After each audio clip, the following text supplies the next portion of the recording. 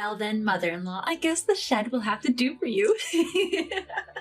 Emmy laughed, pointing to the small shed in my backyard, suggesting it as my new room. Matilda, Emmy's mother, not only failed to correct her daughter, but joined her in laughing at me. I was boiling with anger at their behavior. It was bad enough with Emmy alone, but now Matilda, an outsider, was conspiring to kick me out of my own home? I had been tolerant of their antics up till now, and all my considerations had been continuously ignored. I've had enough, I thought, and I immediately called a moving company. So I'll be moving out. What? They still thought I was joking and kept smirking. Leaving them behind, I grabbed my game changer bag and stormed out. I'm Jenna, 72 years old this year.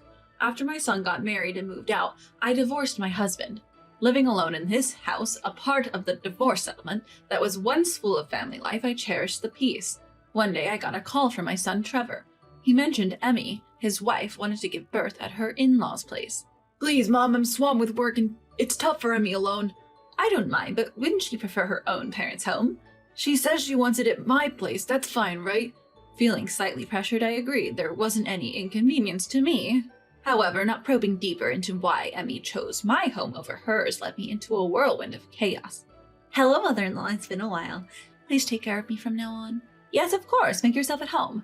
I decided to offer Emmy the room previously used by my son, considering her luggage. Initially, I tried to be thoughtful to Emmy, assuming she might find some inconveniences since she just moved. However, Emmy quickly showed her true colors, beginning to constantly antagonize me. I made a veggie stir-fry for lunch. What, you expect me to eat something that plain? A pregnant woman needs all kinds of nutrients, right? I was hoping for something a bit more special. It seemed Emmy was never pleased with anything I did. From the day she moved in, she found things to nitpick. She'd complain about the meals I made, said my cleaning was too loud, and had various other grievances. I thought maybe it was just pregnancy mood swings and tried to be patient. But when she told me my footsteps were too noisy and that I should stay out of the room, it really threw me for a loop. Moreover, she used the excuse of feeling stressed in this house to go out for a walk and come back with a beer in hand. Even after numerous warnings about alcohol during pregnancy, she'd blame me for her stress and somehow turned it into my fault.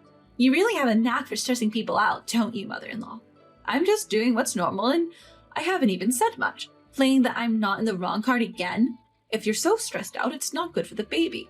Maybe you should consider moving back to your parents' home. Emmy would frequently criticize me with a snarky tone.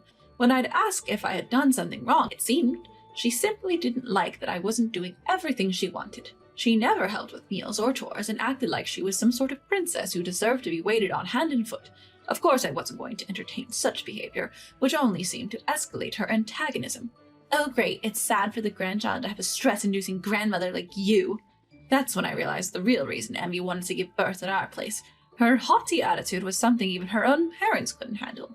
Hey, Trevor, about Emmy. Yeah, about that. Try to get along, okay? My son Trevor had a hectic work schedule and could only visit us on weekends, so I thought he should spend his brief stays bonding with Emmy. However, as Emmy's attitude got worse and worse, I couldn't stand it anymore and approached Trevor for advice. But it seemed that Emmy had already painted me in a bad light to him, and Trevor's response was pretty cold. Emmy's pregnant. Let her do what she wants sometimes. You mean it's kind to serve alcohol to a pregnant woman? I didn't say that. Just occasionally cook something she craves. Had the clueless mother-in-law perhaps suggested to her son Trevor to say that to me? Yet Emmy criticized the meal I'd prepared, considering her pregnant state as subpar. She completely ignored my consideration for her. Even when I explained that it was impossible, she didn't try to meet halfway. Trevor wouldn't listen. Anyway, Emmy's belly is big now. Don't stress her out. Trevor, please listen to my side too. What's your problem with Emmy? Have you become a spiteful mother-in-law? To Trevor, Emmy's behavior probably seemed like some kind of pregnancy blues. In fact, Emmy was only calm when Trevor was around. But there was no way I could get along with Emmy, who clearly looked down on me with malice and kept trying to boss me around. Yet I was flabbergasted by Trevor's attitude, who, consumed by his work, wouldn't listen and shifted the blame onto me. Taking advantage of the fact that Trevor rarely visited due to his job, Emmy's actions, seemingly designed to trample over my goodwill, increased. Mother-in-law, there are some baby items I'd like. Really? They're a bit expensive from a brand, but maybe you can buy them as a gift from you? What Emmy showed me was a catalog for a baby stroller and crib that cost a whopping $1,000. Though I hesitated at the price, I agreed since it was a gift. I offered to buy them after the baby was born, but she insisted on getting them immediately, so I ordered them online as she requested. But I shouldn't have let her manipulate me like that. Emmy personally received the package delivery and seemed to have discussed something with the delivery person, having it sent elsewhere. Oh, did you send it to your house? If you'd told me, I would have sent it there from the start. No, that's not what happened. Emmy showed me something on her phone with a cheeky grin. At first I didn't get it, but it looked like Emmy had sold the baby items I bought online to someone else. Why would you do that? They weren't the things you said you wanted. Well, you got the wrong items, didn't you? Please get it right next time for my cute grandchild, okay? Without even checking what was inside the delivered box, Emmy shamelessly said I got the wrong items and laughed gleefully. I sold them for a good price. What should I buy with this money? She mused out loud with a smirk, making sure I could hear. If she had received the wrong items, she could have simply returned them. It seemed she just wanted to annoy me, and she made it a point to let me know that. Seeing such a clear malice, I was at my wit's end. The final straw came about a month after she moved into our home. Hello, I'm coming in now. What? Why the sudden visit? I was relaxing in the living room after lunch when the doorbell rang out of the blue. I wasn't expecting any visitors. When I opened the door, there stood Matilda, Emmy's mother. Emmy told me she felt lonely and needed some company for the birth. Oh, I see. I'm sorry. Emmy didn't mention anything. Of course she didn't. Matilda gave me a condescending smile and waved cheerfully to Emmy, who emerged from the back of the room. Without wasting any time, Emmy turned to me and made a shocking statement. Well then, mother-in-law, since you're in the way, how about staying in the shed? Excuse me? Emmy, with a grin, suggested that I use the little shed in our backyard as my room. Matilda didn't reprimand Emmy for the remark, but just laughed along with her. I don't want someone who's mean near me during such an important time as my daughter's birth. Well, then shouldn't she just stay at your place? See, this is the kind of things mother-in-law says. I don't know how they justified it, but Matilda just looked at me with pity and waltzed right into the house. I was about to complain about trespassing, but the two of them just ignored me and went on chatting. Heading into the living room, I was furious at their audacity. If it was just Emmy, maybe, but even Matilda had the nerve to barge into someone else's home and without a greeting tried to kick out the homeowner, me. Having had enough of these two who wouldn't listen to a word I said, I defiantly grabbed my cell phone and called a moving company. So I guess I'm moving out. What? They seemed to think I was joking, still laughing dismissively. But soon enough, to my luck, I managed to find a moving company. Seeing the moving truck pull up, they panicked and tried to stop me. Wait a minute, mother-in-law, what are you thinking? Well, you said the nasty mother-in-law is a bother, right? Where do you think you're going? Isn't this unreasonable?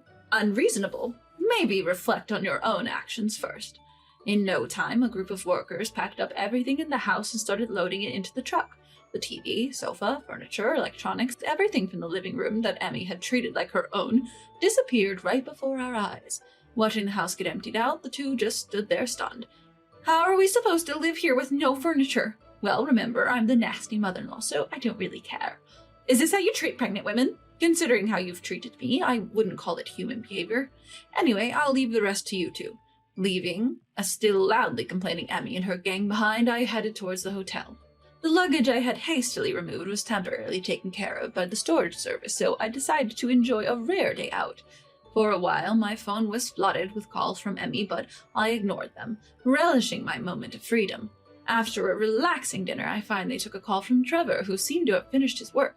Hey, Mom, what's the deal? Really, Trevor, I don't remember doing anything to deserve being yelled at over the phone. It seems like Trevor had also heard some twisted version of events from Emmy. I filled him in about Emmy's mother unexpectedly barging into our home, and now they tried to kick me out into the shed, but Trevor brushed off my side of the story, insinuating that it was some fiction spun up by my cunning daughter-in-law. Emmy said you'd been mean to her all along, and she had no choice but to seek help from her mother. Well, if that's the case, shouldn't she have gone back to her own home? Why drag her mother to mine? You must have pulled some trick to stop Emmy from leaving. I felt a headache coming on dealing with Trevor's baseless accusations. Cutting him off as he went on about not understanding why I'd leave Emmy with her family, I said, looking at something I'd prepared earlier. If you're so sure about all this, you have some evidence to back it up, right? What evidence? What are you talking about? You can't possibly make your mother the villain without a shred of proof, right? All I need is Emmy's word. That's ridiculous. I was ostensibly kicked out based on such ludicrous claims. I sternly rebuked Trevor and told him to come to our house over the weekend. Intent on confronting those who painted me as the convenient villain, I decided to return home the following Sunday. Oh, have you come back so soon with regrets? As I approached our eerily quiet house, Emmy acted like she owned the place, greeting me with her typical audacity. I wondered how she was managing in our home stripped of all its furniture. It appeared that Trevor had brought in bedding and other items by car from his house. If you give back the furniture and appliances now, maybe I'll forgive you. Why should I give back what was originally mine? Showing no signs of remorse, I called over Trevor and Matilda, producing an item I had taken from our home. It was my personal video camera, which had been secretly recording Emmy's usual behavior. What's that? As you can see, it's a video camera. It captured your usual attitude quite well. With that, I pressed the play button. The sound of Emmy's voice echoed loudly in the living room, making all three of them turn pale. Mother-in-law, are you really going to make a pregnant woman eat such poor food again today? It's a meal considering the nutrients a pregnant woman needs. I wouldn't recommend the fried chicken you always buy from the grocery store. Still, I wish you'd let me eat something better. At first, it was just bratty conversation, but as it continued, both Trevor and Matilda were glued to the screen, watching Emmy's deteriorating behavior.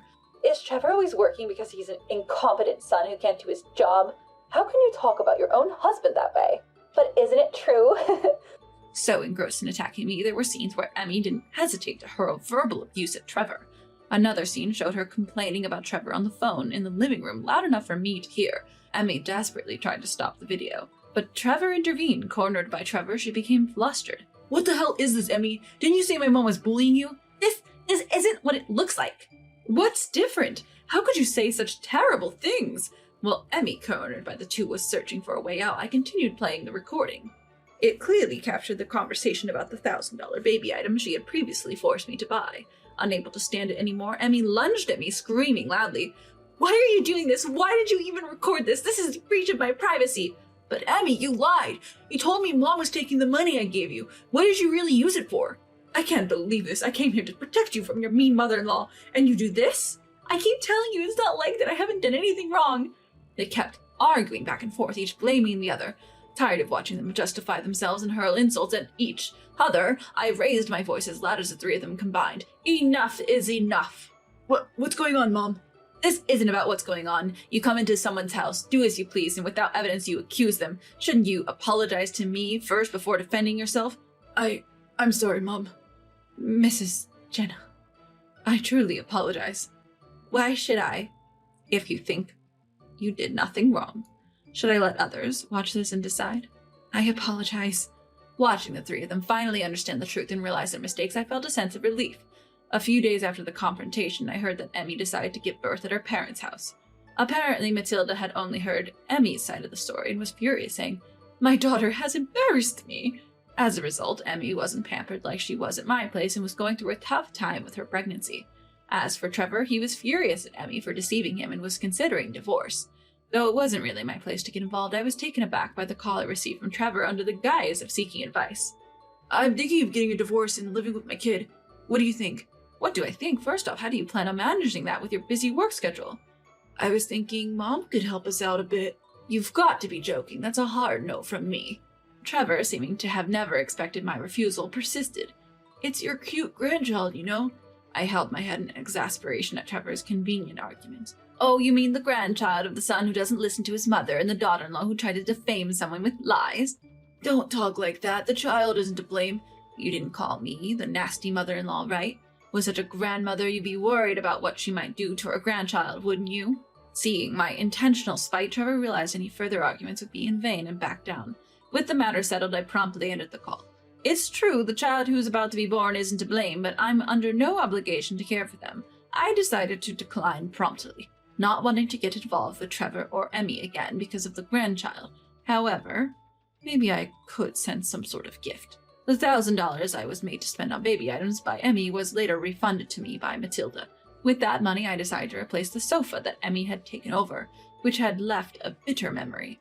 After getting rid of some furniture and cleaning up, I returned to my home, now refreshed and back to the peaceful life I used to have.